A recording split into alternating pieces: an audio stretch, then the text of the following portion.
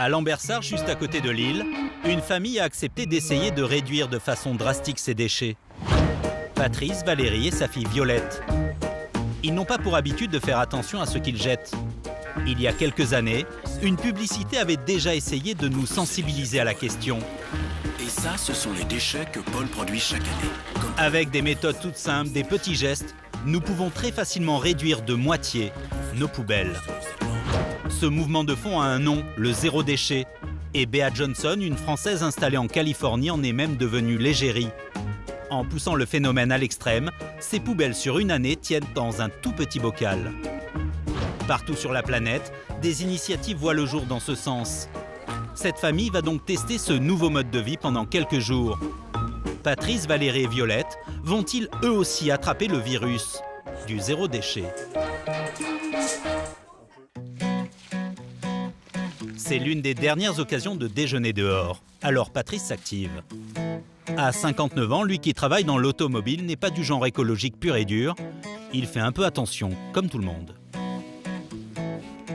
Je suis très sensibilisé sur ce qu'on jette, notamment dans le tri sélectif, c'est-à-dire jeter dans la bonne poubelle.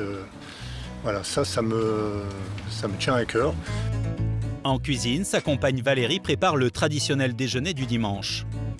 Aujourd'hui, elle fait dans le pratique, elle a acheté un poulet rôti au marché. Mais qui dit poulet à emporter dit forcément emballage. Oui, le papier, là, vous voyez, vu son état, je suis obligée de le mettre dans la poubelle classique. Ça n'a l'air de rien comme ça. Mais pour un seul repas, on jette des quantités de choses. Comme les serviettes en papier. À 13 ans, Violette n'a connu que cela. Je vois du sopalin. Bien vu. C'est du sopalin. Il faut bien penser dessus. Hein. Et alors, est-ce qu'il n'y a pas une autre façon de faire? On essuie tout.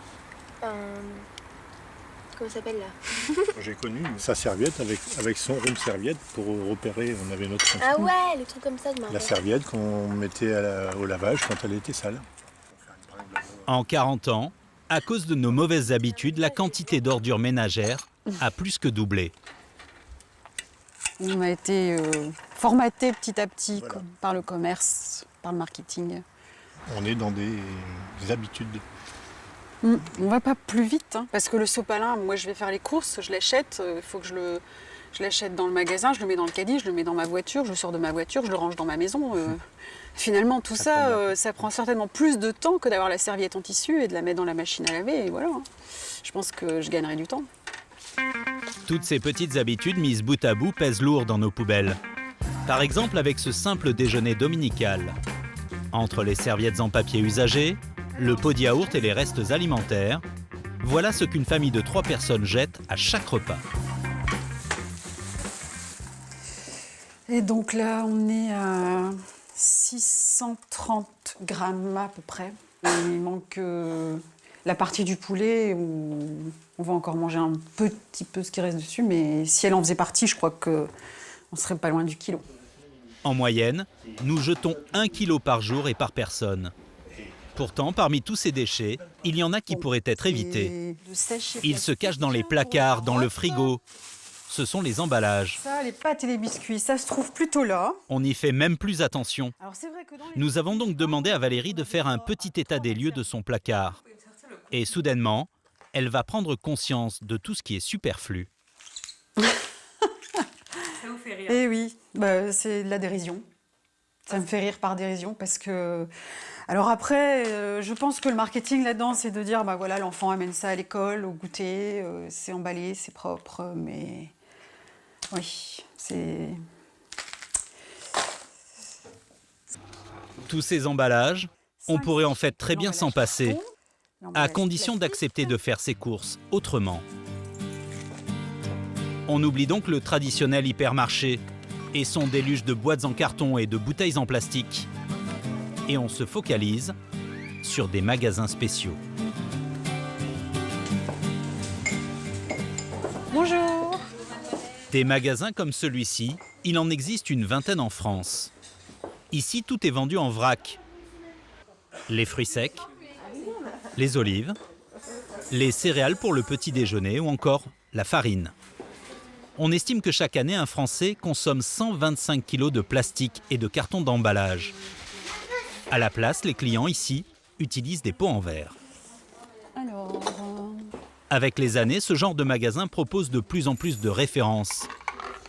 Il y en a 400, c'est bien. juste dans cette Toi, petite tu es boutique. raisonnable. Alors, il y a du choix, oui, je vois qu'il y a même du décaféiné, différents goûts et intensités, je pense. Je vais goûter celui-là. Et on ne trouve pas que de l'alimentaire. Il y a aussi des produits d'entretien pour la maison, comme le liquide vaisselle. Quelle quantité je mets? Jusque-là à peu près. Ouais. Ça marche. Ou encore des produits d'hygiène. Ça, c'est du gel douche. Pour éviter la bouteille en plastique, le shampoing ici est solide. C'est comme ce savon. Il y a même pour cheveux secs, pour cheveux gras, cheveux stressés. Il faut juste accepter de changer ses habitudes. C'est le dentifrice. Par contre, ça sent très bon, hein. Vous frottez simplement ou avec vos doigts, vous en étalez un peu sur la brosse à dents et voilà. Cette épicerie a ouvert il y a 1 an. Au revoir, à bientôt. Et depuis, il y a eu comme un petit effet boule de neige dans le quartier.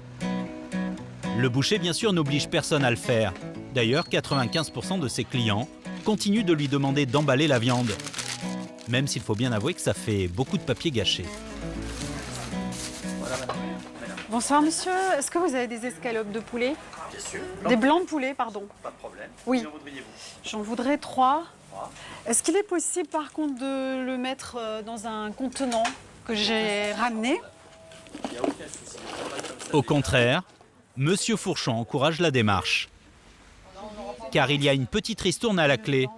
Le boucher a fait le calcul, l'emballage c'est 3% du prix. Il fait donc 3% de réduction. 13,13 multiplié par 97%, cela vous fait 12,73. C'est pas énorme, mais Non, répétez X c'est fois. très bien, oui. Vous économisez sur les emballages et vous économisez sur le prix du produit. Oui. Tout le monde s'y retrouve.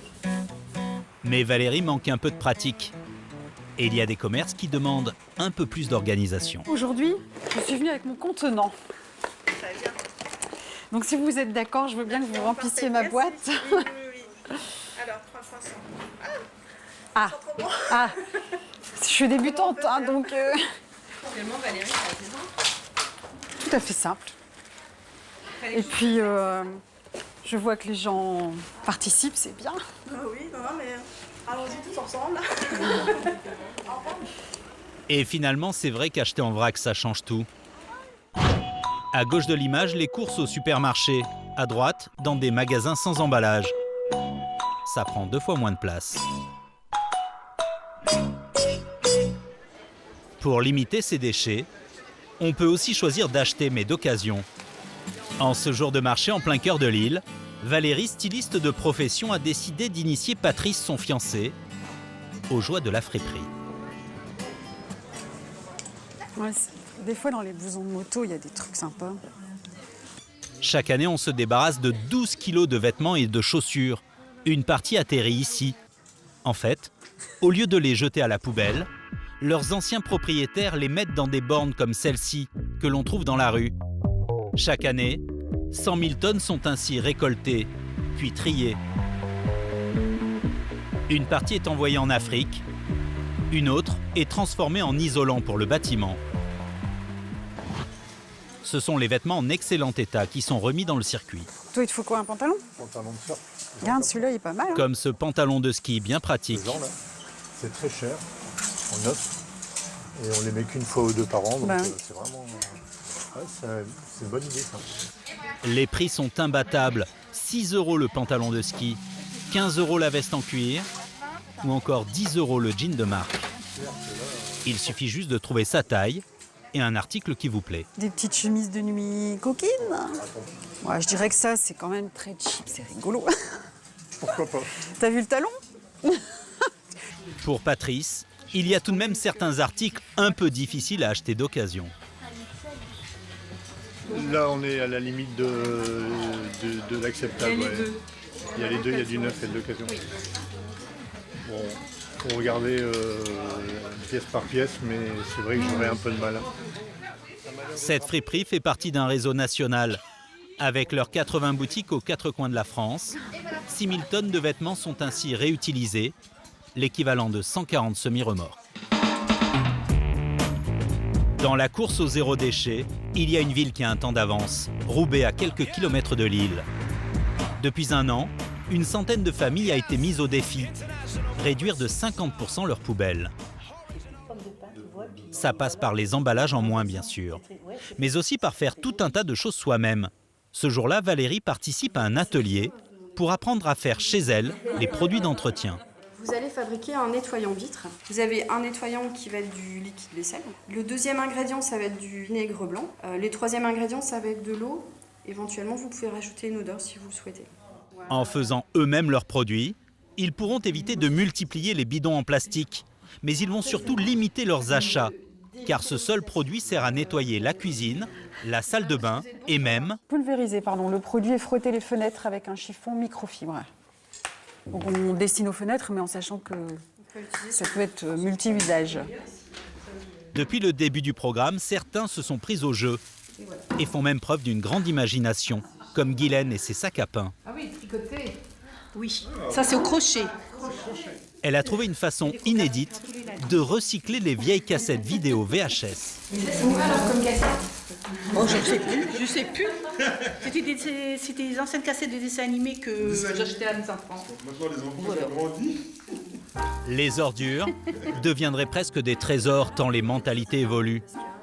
En un an, le programme a déjà livré ses premiers résultats et ils sont plutôt convaincants. Pour montrer à Valérie, Patrice et Violette qu'il est possible de réduire drastiquement les déchets, nous leur proposons de rencontrer la famille Paulet. Bonjour. Bonjour, Loïc, Patrice, enchanté. Loïc, son épouse Aurélie et leurs 3 enfants suivent le programme Zéro déchet. Et grâce à cela, ils sont passés de 26 kilos de poubelles par mois à 9 petits kilos. On s'est dit, on fait une chose à la fois. Ça, c'est Loïc qui a eu l'idée. Ah oui, pour pas tout cumuler, que ce soit... c'est une démarche progressive, faut Ouais, pas progressive. trop se foutre la pression tout de suite, sinon c'est c'est trop contraignant. Ils ont réussi à réduire leurs déchets de 65%. Et c'est en grande partie grâce à leur bac à compost.